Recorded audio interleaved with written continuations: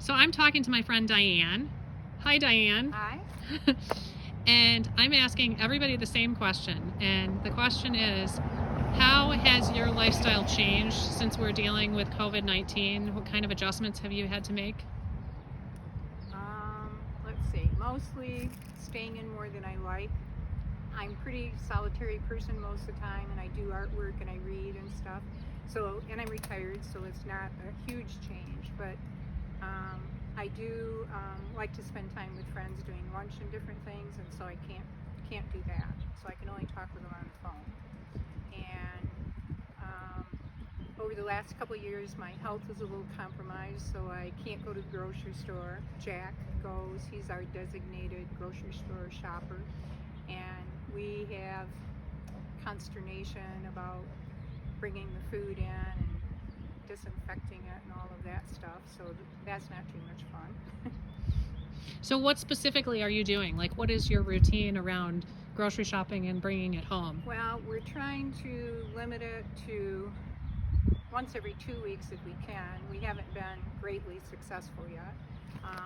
We don't go more than once a week, and I shouldn't say we, because Jack goes, and he's a good shopper because he's the kind of person that never touches things much. He makes a list and he gets it and he comes home, where I was the kind that kind of looked around. So that part's good, and he leaves stuff in the garage for 72 hours that doesn't need to be refrigerated.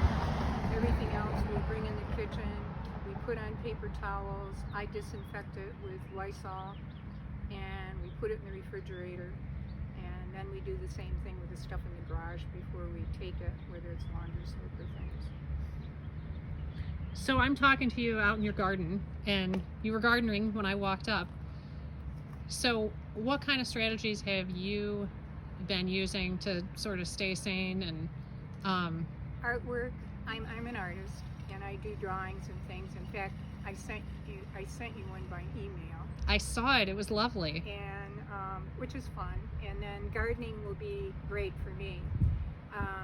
The consternation about gardening, but I'll do okay with it, is, like I go buy new plants every year, I get mulch, I do all that stuff, and I'm not feeling comfortable about doing it. Although I did check, I sent an email, and it's fine.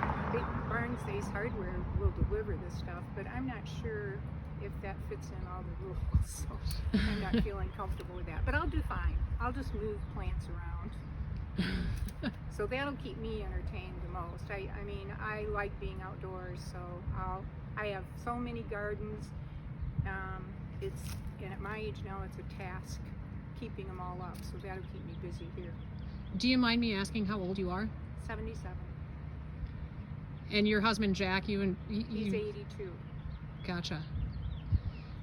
So do you have any advice for people who are feeling particularly cooped up and isolated by the current situation? Oh gosh, about the best thing I could say is talk with your friends on the phone. This morning, for example, I did, what's it called, Zoom with my kids on the phone, and that was good. It was fun, and I'd never used that application before, and my son made me laugh because he kept putting different backgrounds behind him, like he was in New York and he was all these different places, so that made me laugh. So that's the advice I have, is to try to talk with people.